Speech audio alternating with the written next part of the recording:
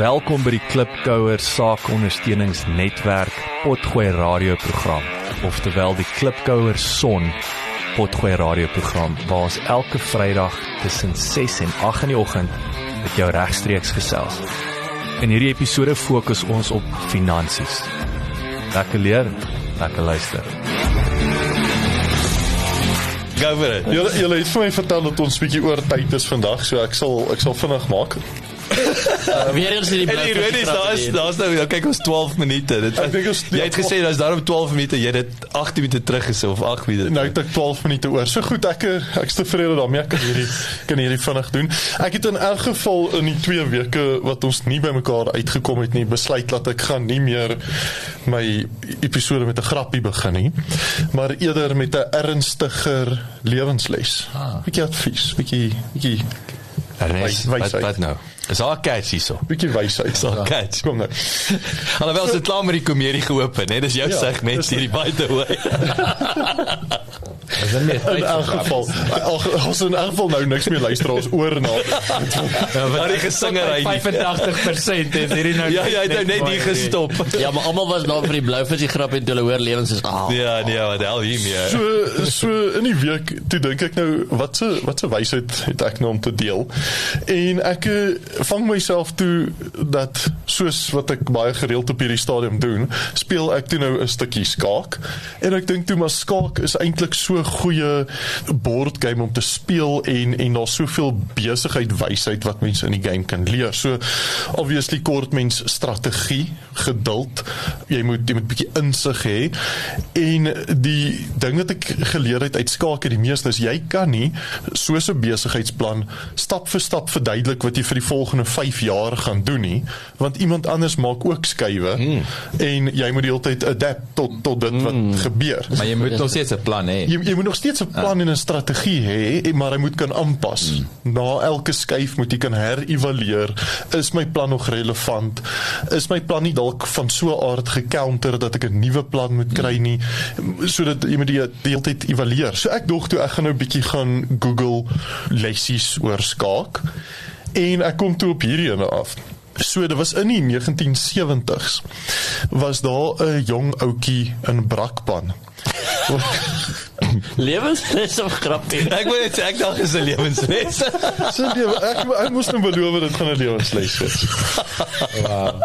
So hy was in die 1970s, soos hierdie ouetjie in Brakpan. Hy was skaars 3 jaar oud gewees. Toe sy uit 'n oom in Pretoria gehad at least. En die jy net so 'n bietjie kredietwaardigheid te gee. Wat om skaak geleer het. Ja. En die oom leer hom toe nou skaak speel. Ek is besig om skaak te praat nie. Luister. Jy's besig om skaak te praat. In elk geval, so die laaitjie is 3 jaar oud en hy begin lekker toe nou skaak te jol. Hy was seker 4 en 'n half jaar oud, toe kon sy oom hom nie meer wen nie. Toe kap hy sy oom elke keer as hulle skaak speel. 5 jaar oud, toe is daar niemand in Brakpan wat daai laaitjie meer kan wen nie. Hy game na game wen hy, het hom daar by die skaakklub laat aansluit in die skaakklub. By die 3 ouens. En daar was nou nie niemand wat hom meer kon wen nie. So dinge raak moes ernstig as jy sê ek's by Tikkies klub.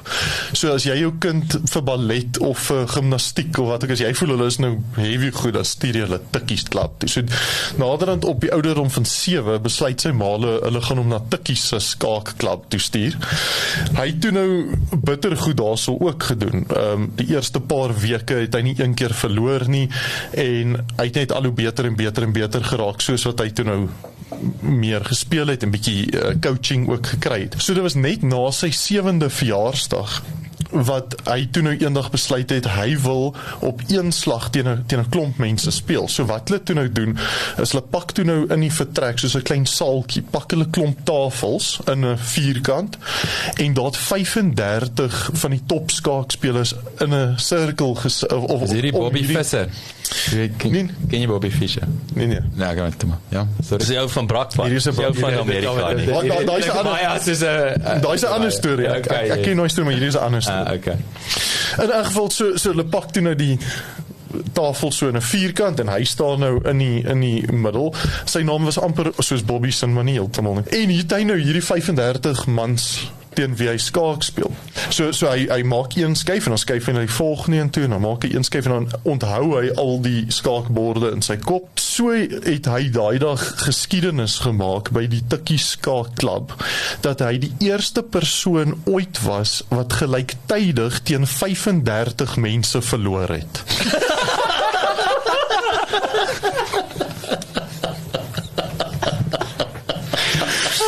So daai ouderdom.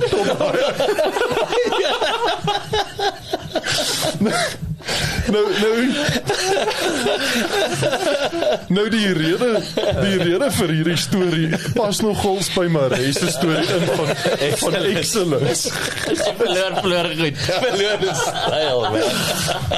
Nou, hy kon potensieel enige van daai 35 ouens gewen het as hy net een game op 'n slag gespeel het. As sy energie gefokus het op waarmee hy besig was op daai stadium, kon hy dalk enige van hulle gewen het. Maar hy het op die ou einde 35 games toe nou verloor. En dit bring my nou by finansies uit. En 35 ander mense verveel. Wat heeltyd was Bobby moves. Dis Benny van Benny Brak. Hulle is nie middag, sy broers is daar besig.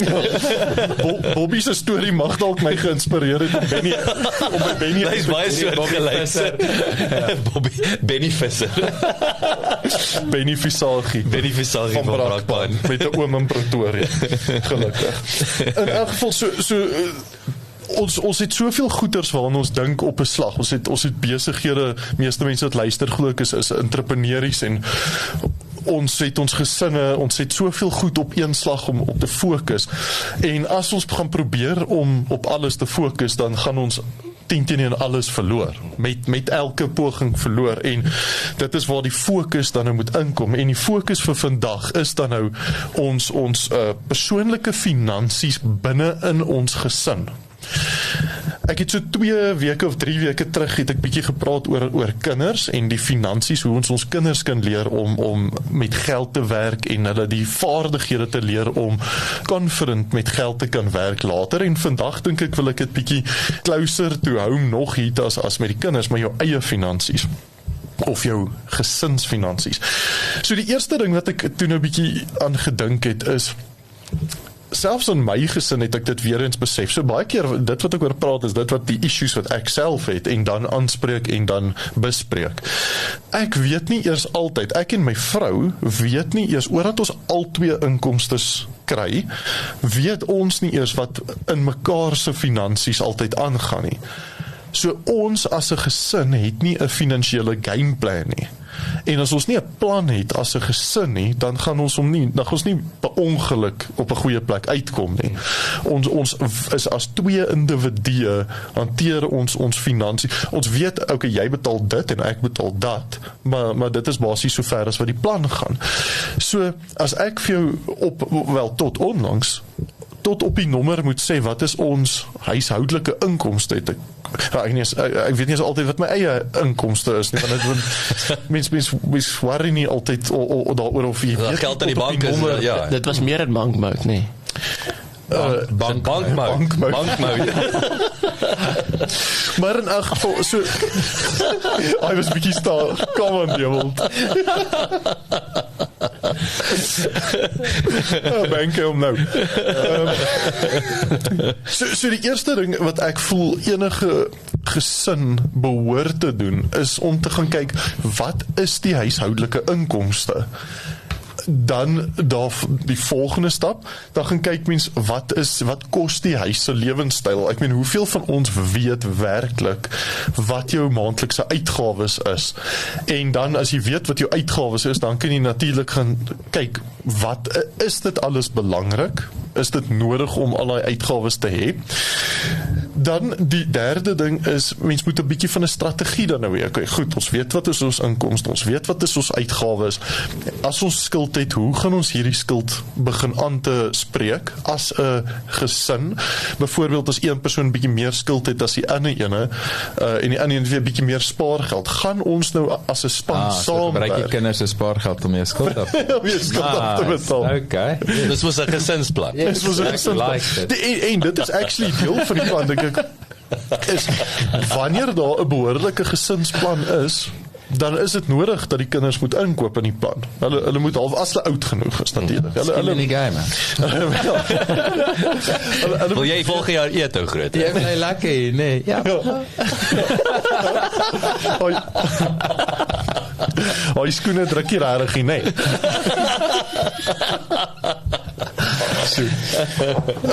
Skalfoot Nike.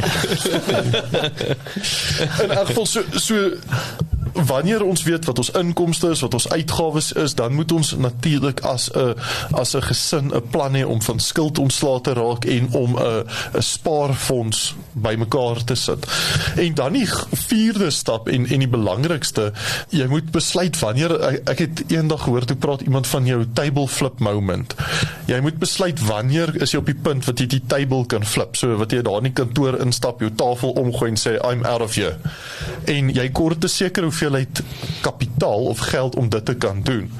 En jy moet gaan vasstel wat is daai bedrag. Nou die rule of thumb is jy kan aftree wanneer jy 12 keer die annual income het wat jy nodig het om jy af te tree. So ek het 'n paar berekeninge gedoen.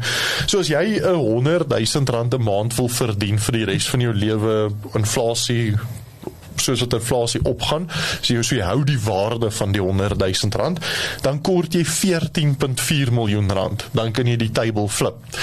Maar as jy flip. Flip is nog 'n bietjie. Dis 'n bietjie veel. Maar as jy 100,000 verdien, maar jy kan jou uitgawes afkry na 50,000 toe, dan gaan daai tyd bitter vinnig kan naderkom, want dan kort jy net 7.2 miljoen en jy spaar dan effektief halfte van jou inkomste.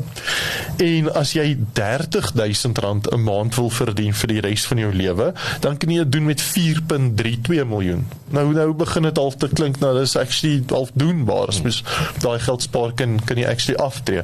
So ek dink net dit is belangrik dat mens die enigste manier hoe jy by daai goals gaan uitkom, mens gaan nie per ongeluk daar uitkom nie, en as mens as 'n gesin saamwerk aan hierdie goals, is dit baie vinniger en dan fast track jy die hele proses.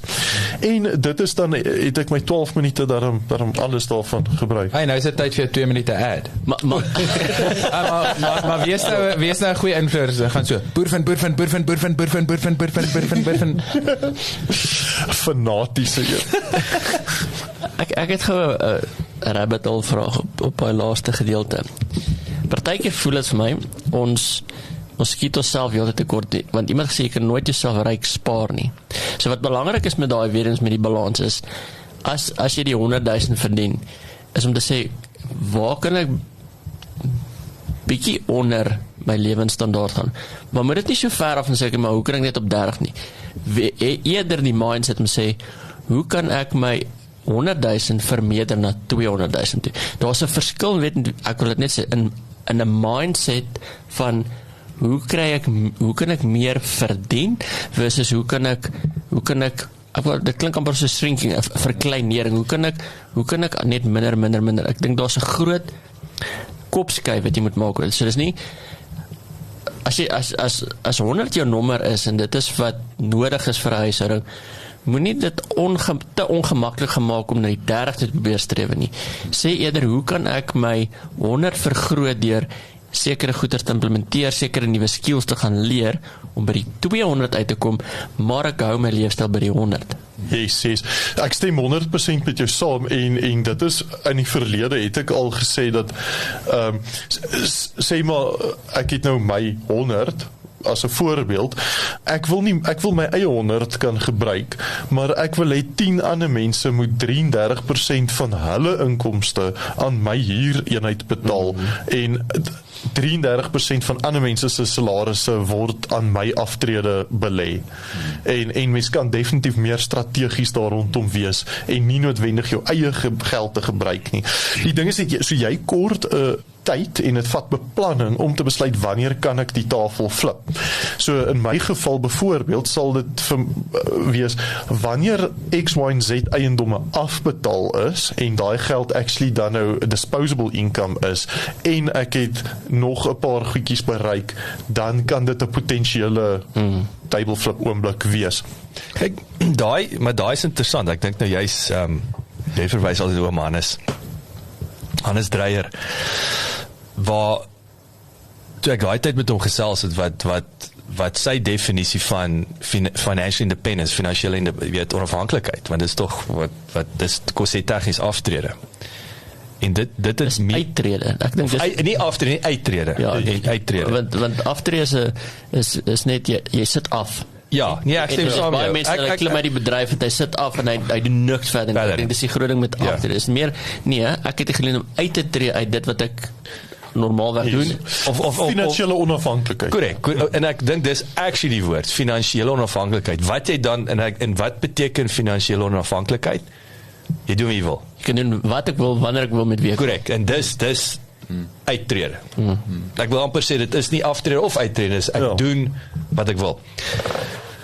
Hy het gesê is 3 keer residual income. So, en daai was vir my, want ek het altyd daai tradisioneel, en ek verstaan hoe dit werk, jy weet, nou sit, ek moet vir 10 miljoen gaan, ek moet 20 miljoen, en vir baie is dit daunting versus, en onthou, dit is gekoppel aan 3 keer disposable income. In ander woorde, wat is die household budget? So as jou lewenstyl R50,000 'n maand is, en jy kan R150,000 residual verdien, in ander woorde, jy verdien het terwyl jy op die strand lê, is jy finansiëel onafhanklik. Dis gekoppel aan jou leefstyl.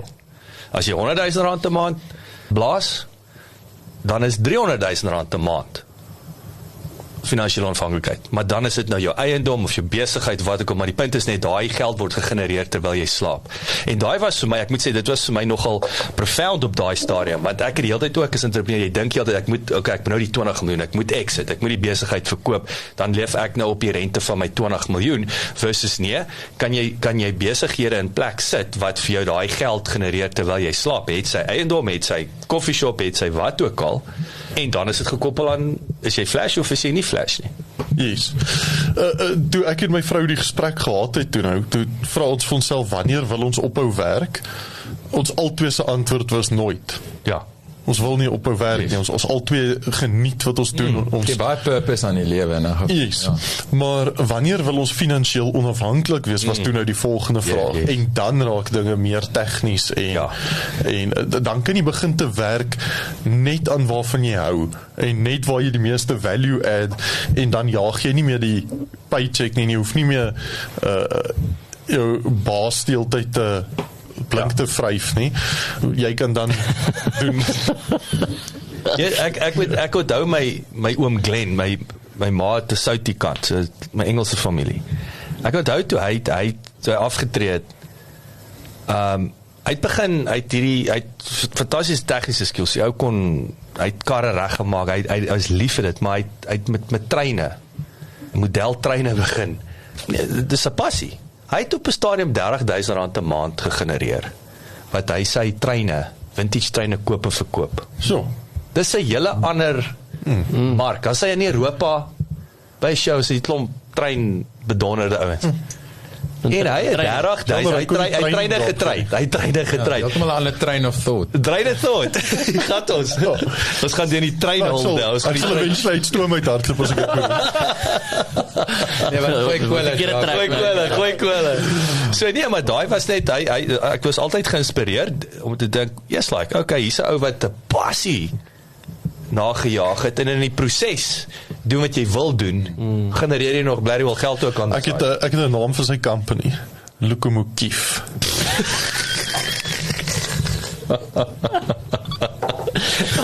En op daai noot. Wat sal sy motief wees? Ek dink ons moet ophou. Ja, ophou. Dink jy dis nou klaar? Dankie manne, is lekker om julle te gesien uit Klipkouers. Julle met 'n heerlike naweek. Ons volgende week terug vroeg. Hoopelik is die load shedding werk saam met ons betyds wegspring, maar anyways, lekker om. Dankie dat julle tyd met ons spandeer het. Ons sien gou weer. Cheers boys. Cheers.